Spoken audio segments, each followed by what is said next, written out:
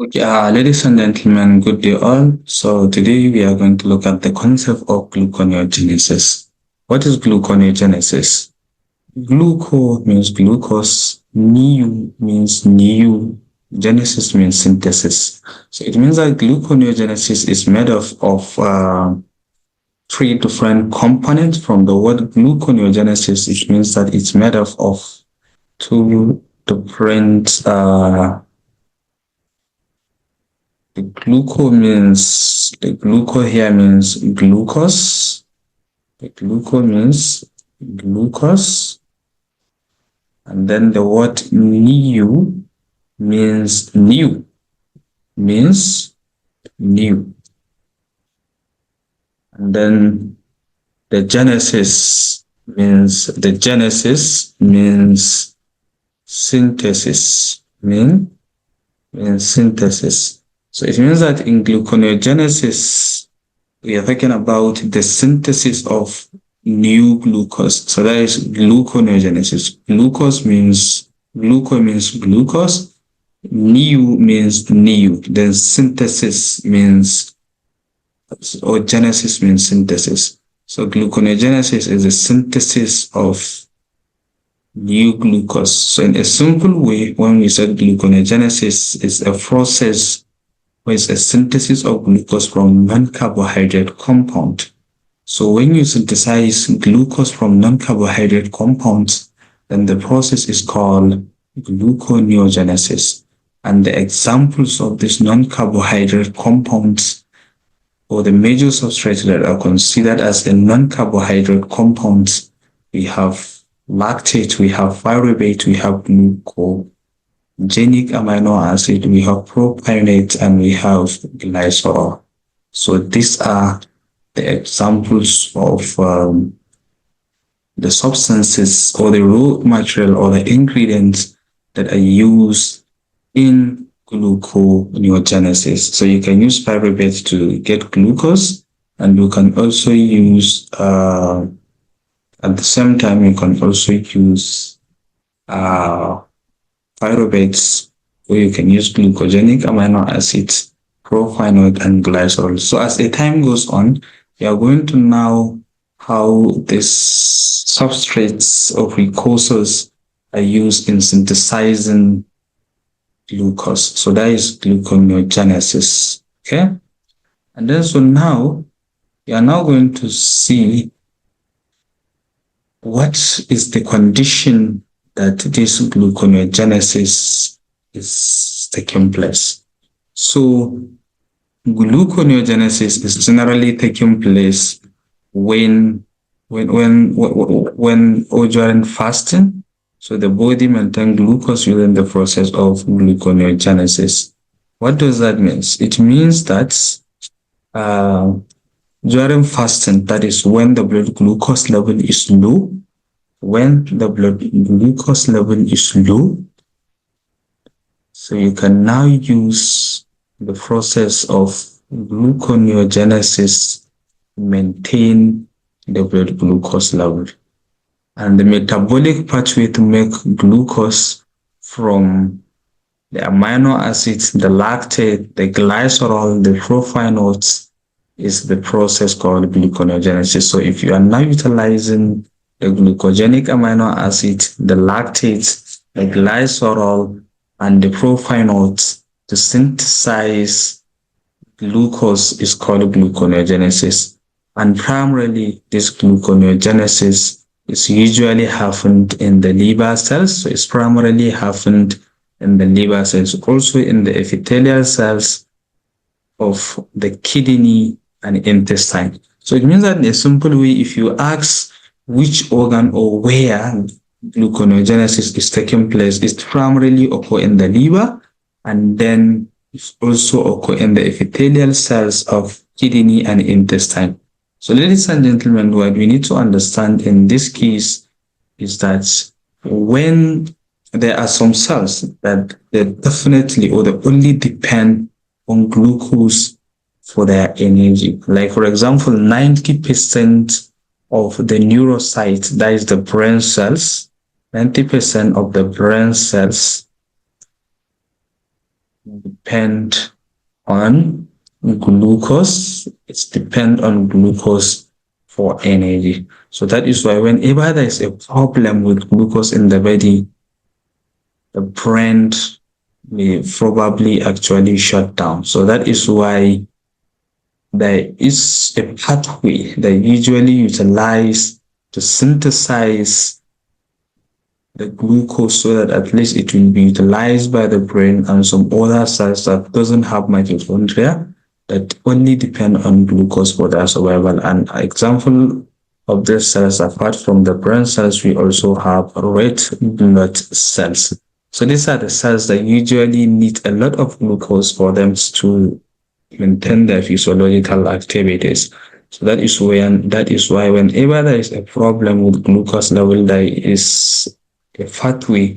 They usually use some other non-carbohydrate sources to produce glucose so that at least it will be used in maintaining the blood glucose level, in maintaining the functions of brain cells and the liver cells. So that is basically glycolysis. And as I said, glycolysis is usually taking place in the liver cells, kidney, and the intestine. Okay? And then so what are the location of gluconeogenesis in a cell? So remember we said it's happening in the kidney, in the liver, it's happening in the liver, kidney, and the intestine. That is enterocytes. So now, gluconeogenesis mainly occur in the cytosol, although some precursors are produced in the mitochondria. So usually there are some precursors that are produced in the mitochondria, but after those precursors are being processed, then they will now be translocated to cytosol, and then the gluconeogenesis will take place. So as I said, generally gluconeogenesis is mostly take place in the liver, and about 1 kilogram of the glucose is synthesized every day from the process from the gluconeogenesis, and of course to some extent to the kidney and the liver. And what are the importance of gluconeogenesis? So the importance of gluconeogenesis, number one, glucose occupies a key position in metabolism and it continues to supply. It's absolutely essential to the body for the variety of functions. Like brain and the central nervous system, erythrocyte, testes, and medulla oblongata are dependent on glucose for continuous supply of energy.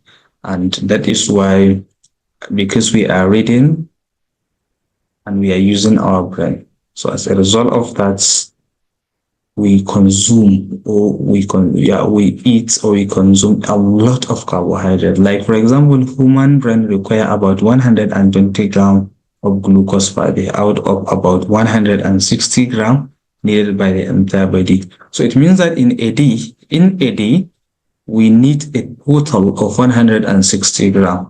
In 120 grams of that glucose is utilized by the brain. It means that it's only 40% of the glucose that are utilized by other part of the body. So this is now for us to understand that glucose is very essential for the functions of the brain. So that is why sometimes, because we are reading, we read all the time. So as we read, we consume a lot of glucose, and that is why we eat a lot as we read.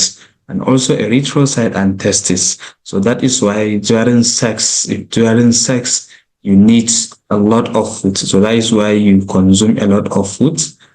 And of course, the medulla, the kidney medulla. So we should understand that the gluconeogenesis is important because even if there is no glucose in the body, the glucose must be synthesized from non-carbohydrate material so that at least some of these cells, brain, erythrocyte, testes, and kidney medulla will have the glucose to sustain their functions.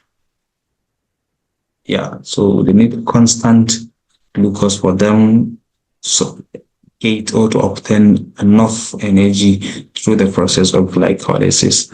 And glucose is only sources that supply energy to the skeletal muscles under anaerobic conditions. So that is why it's constantly needed. So under anaerobic condition, that is when there is absence of oxygen, the the skeletal muscles is also in need of energy, and this glucose is only one that supplies glucose in the skeletal muscles under anaerobic conditions. So that is why it is very, very essential. So, and then the reason in fasting, even more than a day, gluconeogenesis must occur to meet the basic requirement of the body for glucose and to maintain the intermediate of citric acid cycle. And this is essential for the survival of humans and other animals.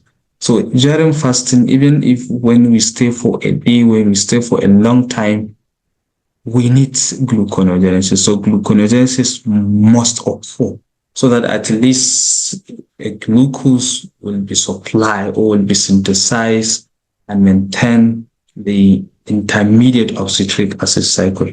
And this citric acid cycle is also essential, for the survival of humans and other animals. And also another reason why, another importance of glycolysis, there are certain materials produced in the tissues accumulate in the blood. Example, lactate glycerol propionate, so etc. Gluconeogenesis effectively clear them from the body. So there are some of the materials or metabolites, for example, lactates, glycerol, and propionites, that they accumulate in the blood, and if they are too much accumulated, they can lead to disease problem. They can cause pathological problem. So as a result of that, if they are not clear using gluconeogenesis, then it will cause a disease. So that is why gluconeogenesis is very, very important for the maintenance and the clearance of these metabolites that can cause problem in the body. So now, ladies and gentlemen, we are now going to look at the concept of this gluconeogenesis and how it occurs. So first, the pathway of gluconeogenesis, the enzymes catalyzing the irreversible step in glycolysis are shown in red. So remember, we from the concept of glycolysis, we have 3 steps that are irreversible, and this irreversible step, generally, like gluconeogenesis is like a reverse. It's like a reverse of gluconeogenesis. It's only in 3 steps where some of the enzymes are replaced with the enzymes of the glycolysis, and these enzymes, they are the one here in red. Remember, in glycolysis we have hexokinase, glucokinase, we have phosphofructokinase, and then we have pyruvate kinase. So these are the irreversible steps in glycolysis, and they are the key points of metabolic regulation. They are the enzymes that you can regulate them, or they are the enzymes, they are the committed steps. They are the steps that you can use to regulate glycolysis. So they are the irreversible steps of glycolysis, and they are the ones that are not directly reversed in the case of gluconeogenesis. And then, so the substrates of gluconeogenesis, if from this picture, the substrate of gluconeogenesis are shown in blue. So it means that all the substrate for gluconeogenesis here, they are the substrates that are needed, or they are the precursors of gluconeogenesis. Like, for example, this is glycerol. So glycerol is one of the substrates of gluconeogenesis. So when you have glycerols in your body, or maybe in the blood, these glycerols will be converted to glycerol 3-phosphate using an enzyme called glycerol kinase. And of course, these enzymes utilize ATP. So ATP is added at a carbon 3 position of glycerol, and then you obtain, or the enzymes will now convert the glycerol into glycerol 3-phosphate. So it means that one phosphate group is removed from the ATP. Now we have glycerol 3-phosphate. And then, of course, the enzymes called glycerol 3-phosphate dehydrogenase will now convert the glycerol 3-phosphates by utilizing NADH to generate dihydroxyacetone phosphate. And then dihydroxyacetone phosphate will now converted back to fructose 1,6-bisphosphate. So, and then the fructose 1,6-bisphosphate in this case, the fructose 1,6-bisphosphate will now be condensed with an enzyme called aldolase. And then after it's now condensed by the action of the enzymes aldolase, then we are now going to have fructose 1,6-bisphosphate. And the fructose 1,6-bisphosphate will now be converted to fructose 6-phosphate using fructose 1,6-bisphosphatase. So a phosphatase enzymes, where you ever had the word phosphatase, it means it's the enzymes that cleave or remove phosphate group. Of course, here you can see that we have fructose 1,6-bisphosphate, and then this fructose 1,6-bisphosphatase removed the phosphate at carbon 1, and that is why we have fructose 6-phosphate. And then after we have fructose 6-phosphate, then it will now isomerize to fructose 6-phosphate to glucose 6-phosphate, and then glucose 6-phosphatase will now remove phosphate group at carbon 6 of the glucose, and then you will now generate glucose. So ladies and gentlemen, this is from this step from here to here. From here to here is the steps that show you how gluconeogenesis is taking place in a cell. So from glycerol, you need glycerol kinase, glycerol 3-phosphate dehydrogenase, aldolase enzymes. Then you also need fructose 1,6-bisphosphatase. You need fructose 6-phosphate, fructose 6-phosphatase. But these are the only 3 enzymes that are introduced in the gluconeogenesis from glycerol to glucose. But all other enzymes from dihydroxyacetone phosphate to glycerol 3-phosphate, like aldolase, all those enzymes are involved. All the enzymes that are involved in glycolysis are involved in gluconeogenesis. It's just only at except at this position, that is fructose 1,6-bisphosphate and glucose 6-phosphatase, that is from glycerol. And then, as I said, there are also other substrates for gluconeogenesis. So I just started with glycerol. So propionates and pyruvates, they are also a substrate. They are also a substrate for gluconeogenesis. So now, what happened? In this case, if you have pyruvates, it can be converted to lactate. So both pyruvate and lactate, they are the substrate for gluconeogenesis. So, but pyruvate is an irreversible step. It's an irreversible step in glycolysis. So therefore, how do we now convert pyruvates to glucose? How do you convert pyruvate to glucose? Although lactates to pyruvate is a reversible reaction catalyzed by lactate dehydrogenase. So it can be, the reaction is reversible. So it means that if you are starting from the pyruvate, then pyruvate can be converted to lactate, and then lactate can be converted to pyruvate. So it's a reverse reaction. So it's a reversible reaction. So therefore, pyruvate, look at it here, it will be converted or can easily be converted. Or it can, this is the mitochondria first. This is the mitochondria.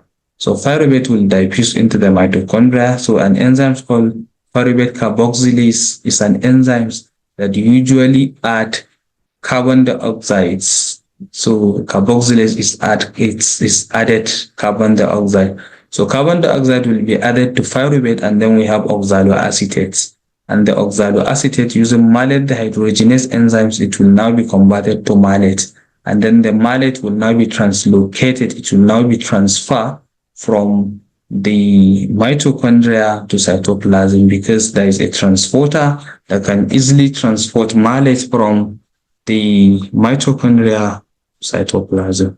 So you see the pyruvate at point 1 or oxaloacetate at point 1, at point 2 can easily be converted to malate, and at the same time this oxaloacetate generated can be react to produce alpha ketoglutarate, and then the alpha ketoglutarate can produce what you call and at the same time, a propionate is also another substrate for gluconeogenesis. So if you have propionate can enter into citric acid cycle and be converted into succinyl CoA. So propionate convert into succinyl CoA, and then the succinyl CoA will now be converted into fumarate, and then the fumarate will be converted into malate. So it means that, ladies and gentlemen, lactate and pyruvate can be converted into oxaloacetate after transporting from the cytoplasm to mitochondria using enzymes pyruvate carboxylase. And then at the same time, after this enzyme pyruvate carboxylase acts on pyruvate, it will produce oxaloacetate. And then using malate dehydrogenase, the oxaloacetate will be converted into malate, and then the malate will be translocated to the cytoplasm, where it's converted to oxaloacetate again using the same enzymes malate dehydrogenase, and then the oxaloacetate will now be converted into phosphoenol pyruvate, and then phosphoenol pyruvate here phosphoenol pyruvate will be converted to two phosphoglycerides. And then from 2 phosphoglyceride to 3 phosphoglyceride to 1 triphosphospoglyceride to glycerol 3 phosphates, and then to from glyceraldehyde 3 phosphate, it will now condense with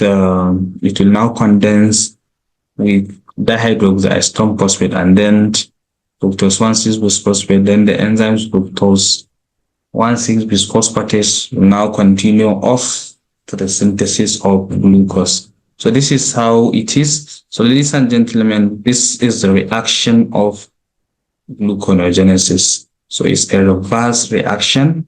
And why is it that pyruvate must be transported into the mitochondria? The reason is because pyruvate cannot be converted back directly from pyruvate to phosphoenol pyruvate, because the reactions catalyzed by pyruvate kinase is an irreversible reaction. So as a result of that, the pyruvate must be transported into the mitochondria, and then once it enters into the mitochondria, the pyruvate will be converted into pyruvate carboxylase. The enzymes called pyruvate carboxylase will now act on the pyruvate by adding CO2, and then it will now be converted to oxaloacetate, and oxaloacetate will be converted to malate. Of course, the malate has a transporter, so it can easily diffuse, or it can be easily transported out from the mitochondria to cytoplasm. And then at the same time, there is also another enzymes in the cytoplasm, which is malate dehydrogenase, which converts malate back to oxaloacetate, and then the oxaloacetate using phosphoenol pyruvate carboxykinase will now remove the CO2 from the oxaloacetate. Then it will now be converted to produce phosphoenol pyruvate, and from the phosphoenol pyruvate, then it will now continue back up to the point of glucose synthesis. And at the same time, how propionates be utilized to generate this ATP, it enter into citric acid cycle by converting into succinyl CoA, and from the succinyl CoA to fumarate, and from fumarate to malate. And of course, from the malate, it can just easily transport it out into the cytoplasm, where it's converted into phosphoenol pyruvate. So ladies and gentlemen, this is just a brief introduction of gluconeogenesis, and we are going to continue with the concept in the next video. Thank you. So please, if you did not subscribe to my YouTube channel, please try to subscribe. Try to subscribe for more videos. Thank you.